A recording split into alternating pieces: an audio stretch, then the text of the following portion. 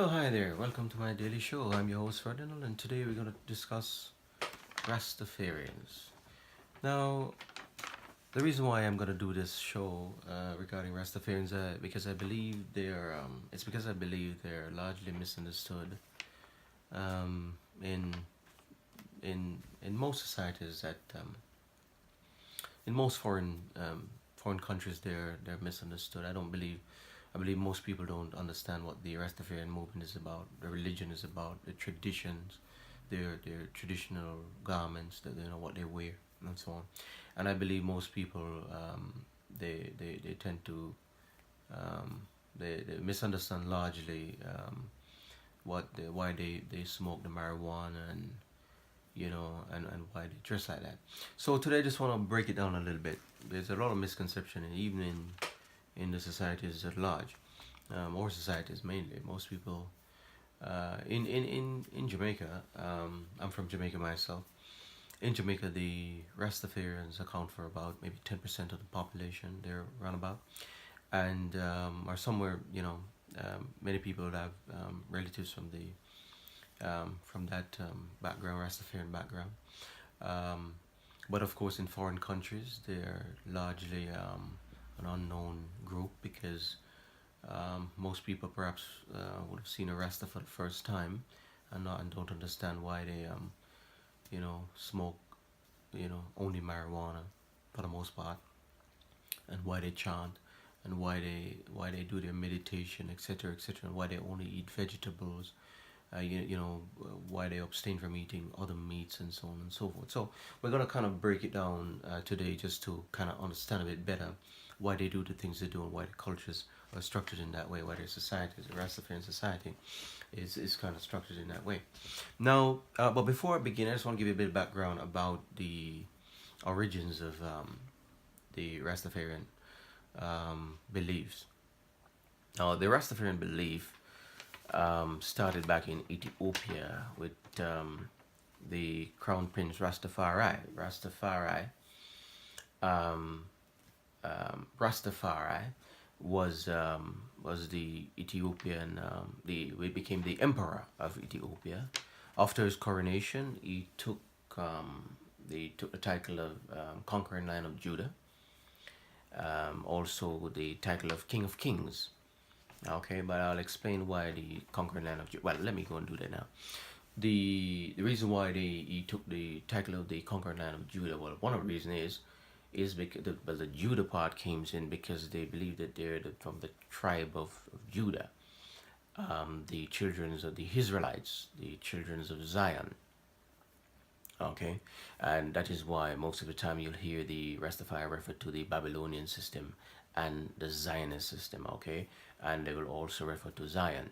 Okay, Zion is where the place they believe is their birthright, and they rightfully will one day get back their birthright to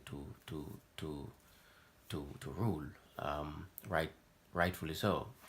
If you believe that, they believe that it was their birthright to the children of Zion, the Israelites, the Hebrew Israelites of old. They're from that lineage, and the emperor himself, Rastafari, Haile Selassie himself is a direct descendant from the King Solomon. King Solomon and the Queen of Sheba, the mother of the dynasty, the father of the dynasty, King Solomon. They're from that lineage. They're from that lineage of King Solomon. That's their bloodline. Okay, bloodline of kings, and hence the King of Kings, because they're the rightful kings of the people, children of God, the Israelites, the Hebrews. Okay, now, of course, Haile Selassie is one of the more famous of the figures in this movement. He's considered a messiah by the Rastafarian society, by the Rastafarians. He's considered a messiah, a messenger of God, and of course, he came on earth to deliver his people to the promised land, Zion. Okay, and so Of course, there are others now. So how did it? Um, Let me continue a little bit about Ethiopia. Now, Ethiopia, before Rastafari, but before Haile Selassie, Ethiopia was always caught up in the struggle between foreign powers. They always had invaders coming in and trying to take over the country. Haile Selassie's father, the great king, was also caught up in that struggle to free his people from the invaders, the Italians who wanted to come across and take over that land. Of course, Selassie himself went to the United Nations and appealed for help against this tyranny and against all this terrorism against his people, against all the invaders. The Italians just really wanted to take over that land, and of course, like all the other African continents, they wanted it all for themselves. Is the carving up of the continent. Anyway, Selassie himself was exiled, and after the war, after the World War II ended, then he ascended back to he was reinstated back as emperor to the throne, and of course, um, he obviously did a lot of work to modernize the society for the people, modernize his country, educational system, universities, etc., etc. He did a lot to help his people and to elevate the status of his Ethiopia and his people. So yes, the emperor did a lot to help, and of course the Rastafarians believe that the emperor himself was sent by God to lead his people from the Babylonian system to which they think is oppressing them at all times. Now, of course, the Selassie himself came to Jamaica once, and you can imagine that there would be a lot of excitement around his arrival. Upon his arrival, lots of people went to greet him, and the whole country was very much welcoming of him. And of course, we were very proud and pleased to see the emperor himself on the soil of Jamaica, a nation with so many Rastafarians, one of the most Rastafarian nation in the world. Okay, and so we were very pleased to see him there, and of course, peace be upon him. God bless him and his family, and I hope the Rastafarian culture continue be strong like every other religion, continue in the future to be strong. Okay, now how did the Rastafarian how did the idea, the religion, the belief came to Jamaica? Now, the Rastafarian culture has influenced the Jamaican society very much. It has a positive influence on the Jamaican society, and most of the prominent artists are Rastafarian of some sort. Some of them might be practicing, Rastafarian, and some of them might not. However, the Rastafarian culture and belief has a large impact on the Jamaican society, a very positive impact. My uncle is a Rastafarian, a practicing Rastafarian, and of course I'll go into that in a minute. But so how did the Rastafarian culture came to the belief, the religion came to Jamaica in the 1920s and 1930s. There were many people preaching about this movement, peaceful, peaceful movement of meditation, to be one, harmony with your fellow man and with nature. Okay, Rastafarians are, so it was in the 1920s, 1930s that it came to Jamaica. You had prominent people that gravitated to the movement, prominent people like Leonard P. Hallwell. Hallwell was one of those gentlemen, one of those preachers who'd go around and teach a Rastafarian culture and the Rastafarian traditional beliefs. Okay. You had, over time, many joined the movement. One of the more prominent ones is Bob Marley himself. Bob Marley was one of the Bob Marley, Jimmy Cliff, and all the others, the Wailers. Bob Marley elevated the status of Rastafarian quite high globally as a superstar singer, and we all know Bob Marley's songs, and we all know Bob Marley to be one of the more prominent Rastafarians out there, faces all over the globe. Wherever you go in the world, people will be singing Bob Marley's song. Bob Marley is one of the most famous singers there, and of course, thank God for all the other singers, Jimmy Cliff, Gregory Isaac, all the others. They all did very, very, very good things. So they elevate the status of Rastafarian. Now, Rastafarians, as I say, they're largely misunderstood by some people in society. And so I want to break it down a little bit here now. Now, for instance, job discrimination. Rastafarians are discriminated against a lot, and that is why you will almost always find Rastafarians to be self-employed. They're always in that little self-employment category because, and another reason for it is not only that they're discriminated by most employers because of their hairdress and they grow the dreadlocks very long and so on and so forth, which perhaps in some roles it would not be appropriate, not be the best type of job for them in certain jobs, but of course in in the job industry at large, you know, Rastafarians could do any job, like anybody else, but of course they're discriminated against and stereotyped as well. Most of the time, also, you find a problem with the preparing of their food, the meal. Now, most of them are vegetarian, and some of them will eat fish, and most of them will eat fish and veg. But of course, maybe some are strictly vegetarian. Who knows? Um, my uncle eat both fish and he eat vegetables as well. He's not just strictly vegetarian. Okay, I know that as a fact. Now, some Rastafarians will not like their meals be prepared with other meals that which they don't eat, and so you get that conflict of, again, you get that kind of problem in the workplace where employers would have to then accommodate the different types of the different chefs that would prepare. So you find that that can also be an endurance in the workplace as well. It's not all about just their dreadlocks that people might discriminate against. Oh, you know, can't get that job.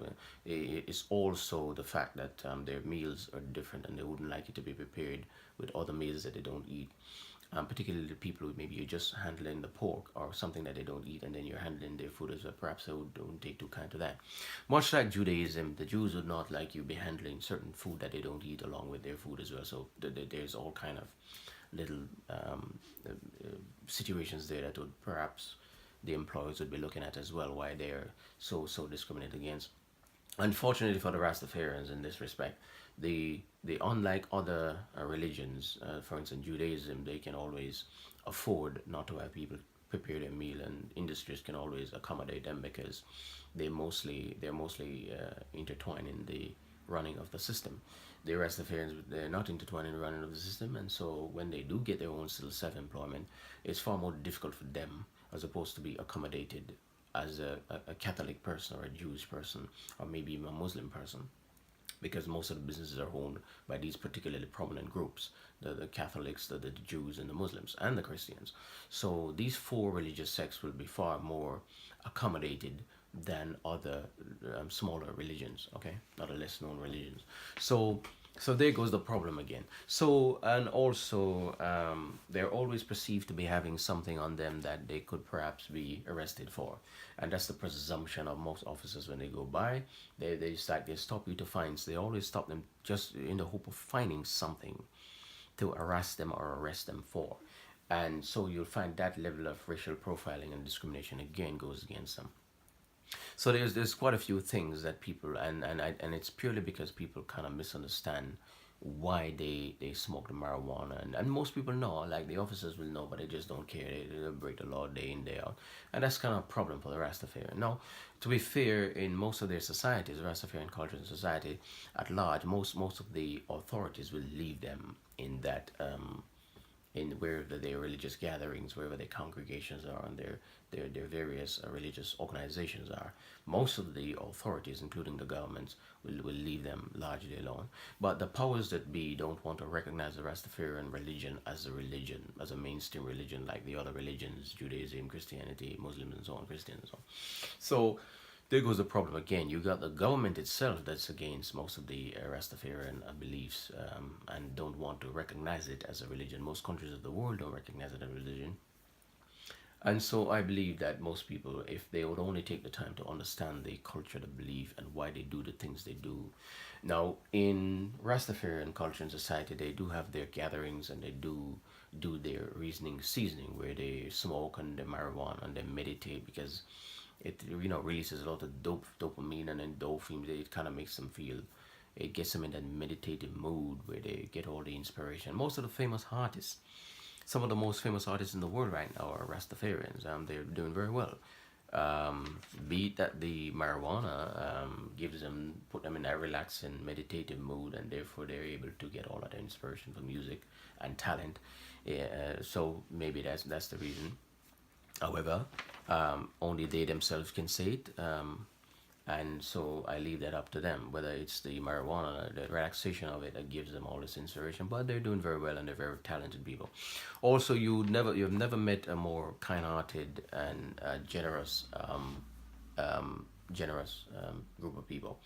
Very kind-hearted, very generous. My uncle is a Rastafarian, practicing Rastafarian, and my uncle would always tell me about the Rastafarian culture. Now, he would sit us down and he'd say, now look, hear me now. Now, this is what Rasta eat and this is what Rasta don't eat, and Rasta don't do this and Rasta don't do that, you understand? And he would go on and on to give us all that lecture about Rasta society and Rasta culture. And it was quite, as kids, we really, really loved that kind of discussion with Uncle Rasta. So, I love my uncle to bits. He's one of the most kind-hearted, generous man you would have ever met. Very, very good people, and I can't understand why most people, or some people at least, would kind of misunderstand, or the Rastafarian religion, what it's all about. So today I just thought I'd just break it down for a little bit for the people out there who may have any concerns. They're mostly also misunderstood when they go abroad. Now abroad, you can understand that most people might be just seeing a Rasta for the first time, particularly in foreign European countries. And so, apart from Bob Marley, they might not know much about, except for singing and smoking. But of course, they don't eat certain things, and they don't, their attitudes are always moderate. They don't, there's a lot of other practices that perhaps one should get familiar with before they start to judge them and stereotype them. Of course, they're a larger, peaceful group of people. Now, you do have bad apples, and you have bad apples in every society, and you have bad apples in every religion, every culture. You can't see one Rastafarian that might not be practicing Rastafarian, despite he has the dreadlocks. He might not be a practicing Rastafarian and then paint all Rastafarian with the same brush. That attitude is wrong, needs to change. Okay, if you see one Rastafarian doing something bad, don't paint every other Rastafarian with the same brush. If you see one Muslim man doing something bad, don't paint every Muslim man with the same brush. Malcolm X was one of the most famous Muslim preachers out there, and Malcolm X, the world considered Malcolm X a good man. Malcolm X was not a bad man at all. There are lots of people out there who think that he was. Malcolm X was not a bad man for a lot of people. He had a lot of views people don't like. I myself don't share some of Malcolm X's views. However, that doesn't mean he was a bad person, because in Christianity, there are lots of Christians who go to church and they don't practice what they preach. They're very, very bad people. You have lots of Catholics that goes to the Catholic Church, and they're not very good people. Lots of them that goes to church every day and all these places, various religious organizations, they're not very good people. They're some of the worst of society. So it doesn't mean because you might have, your views might be different from others, doesn't mean you're a bad person. But your actions, if you then go on to harm your fellow man in any way, shape, or form, then you're considered a bad person in society. But anyway, I don't want to stray too far from the argument here. We're dealing with Rastafarians today. We'll deal with other cultures and the other religions another time. But just to give you a little bit of a comparison, the Rastafarians are no different. The religion is no different from any other religion. They do have their reasoning seasoning, where they go and they congregate in their religious organizations, and they do their preaching, their singing, and they have their time, but they discuss communal issues. Okay. Now, of course, they're, as I say, to be fair to the authorities, they're largely left in their own little communal set, in their own communities, to govern their own little communities and so on. Okay, and for those who are perhaps wondering, what the words Jah Rastafari. Now, Jah in the Jah, I believe it means God. And Jah, Lord God. Okay. You might come across these words. They might say some of these words, and sometimes people might not understand what they're saying. Okay. But it's just their words. It's just most of these Jah and Jah Rastafari. Just it has something to do with saying, Lord God, or the Almighty, or the King of Kings. Let's say Rastafari was the name of the Ethiopian emperor before he took on other titles, Haile Selassie and the conquering lion of Judah, etc., etc. Okay, so But to my uncle out there, a very peaceful, loving, kind-hearted man.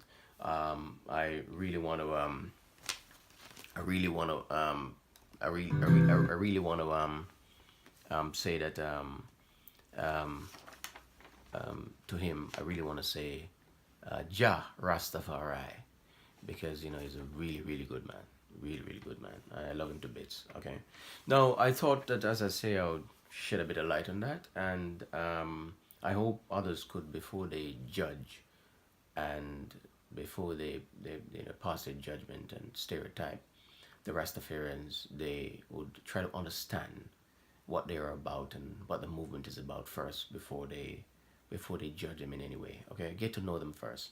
They're very very good people, kind-hearted and very good. Okay, and so get to know them first. They're some of the best people you'd have ever met. Very helpful. They're always willing to help, always willing to contribute some form. They're always willing to help their fellow man.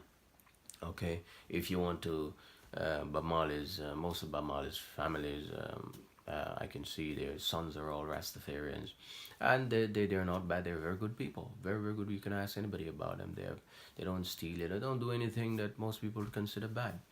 They're very good people out there, and I know some very very good ones, and I would just hope that people just get to know them first. Okay, they're just know a bit about the religion, know a bit about the culture, know a bit about the tradition, and to all the employers out there that might be looking, just get to know them first. Don't just see them and stereotype them first. Don't just make that judgment at first.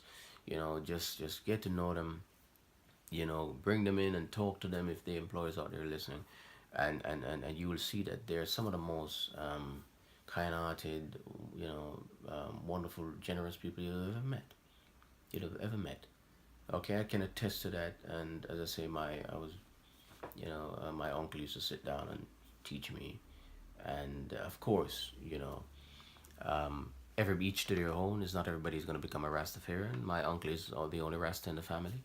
It's not every family is he going by there. It's going to be everybody has to be arrested. The world is a big place, and some people will be and some people won't be. Everybody's free, and everybody's has free will. Okay, so get to know them first before you judge them, and they're very very wonderful people. As I say, you do have bad apples. Like every society has bad apples. The Catholic Church has a lot of bad apples. The Muslim the religion, there's lots of bad apples. People practice Muslim that doesn't practice it but claim they are. There are lots of bad apples out there. There are lots of bad Christians out there, very, very bad Christians. And they're just in general there are lots of bad Hindus, there are lots of bad Sikhs, there are lots of bad Buddhas, there are lots of bad people who say they practice these religions, but they don't. There are lots of Rastafarians who have the dreadlocks, but they don't practice. They eat anything. They don't practice the Rastafarian culture, and so people might see one of them or two of them or a few of them and say, "Oh, that's what they do. That's what they get up to." But no, the Rastafarian culture. Just get to know it first. Just break it down a little bit and just go deeper into it, and you understand what I'm talking about. Anyway, so I hope that was very helpful. If you need any more little information on this culture, I don't want to go too deep into it because it'll take the whole day. But I just thought I'd bring this to everybody's attention. As I say, I do this show every day from Monday to every day actually, 7:30 p.m., 8:30 p.m. My website is www.commonlawsolution.org. My email address is commonlawsolution@gmail.com. My contact number is 075-774-62704. And of course, you can press it on microphone on the WhatsApp there and send me any questions you ask. As I say, I do offer common law information to those who are willing to take it aboard. Maybe you're in a little sticky situation and you're not sure of your rights and you're not sure what to say to an officer or what to say when you're banged up in custody, and you just need somebody to maybe ask, just get a little more information from about your rights and perhaps what you can and can't say, because anything you say, as I say, will be used against you in the court of law. Okay, and you have a right to remain silent, just in case you didn't get that. If you go back and watch my previous programs, you will understand what I'm talking about. But as I say, this is regarding Rastafarians, and of course I want to keep it thus. So, as I say, I thank everybody for their participation. Your donations are always welcome. It's vital to carry on the good work. And if you're not signed into your account, you won't be able to subscribe to my channel. So if you log into your account, please do log into your account, and whenever you watch my videos, just click that subscribe button, and of course you'll see the little bell on the side. You can click the little bell as well to get all the new videos I'm uploading as well. And of course, if you got any questions, I say call me any time of the day, any time of the night. Just ring that old number there, and I'll be more than happy to help. Okay. Now, God bless you all, and I'll see you in the next program. And peace and love. And as Bob Marley would say, emancipate yourself from mental slavery. Now back to ourselves, can free our mind. Have no fear for atomic energy, 'cause none of them can stop the time. How long shall they kill our prophets while we stand aside and look? Some say it's just a part of it. We've got to fulfill the book. Won't you dare to say these songs of freedom is all I ever had? Redemption song. Peace and love.